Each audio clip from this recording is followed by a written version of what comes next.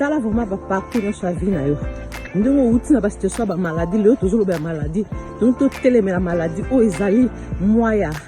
déclaration ndeko na ngai